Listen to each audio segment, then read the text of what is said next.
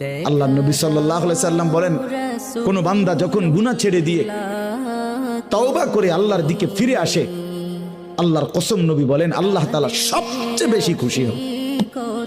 আশাদ্দু ফারাহান, আল্লাহ তাআলা সবচেয়ে বেশি খুশি হয় কখন? বান্দা আল্লাহর দিকে ফিরে আসে যখন। বিতাওবাতি আবদিহি, বান্দা যখন আল্লাহর দিকে ফিরে আসে আল্লাহ তাআলা ভীষণ খুশি হয়।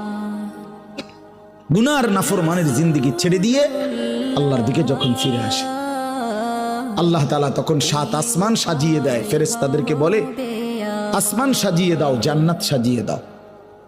ফেরেশতারা 7 আসমান জান্নাত সাজাইয়া ফেরেশতারা জিজ্ঞেস করে, মাওলা আসমান কেন সাজাইলেন, জান্নাত কেন সাজাইলেন?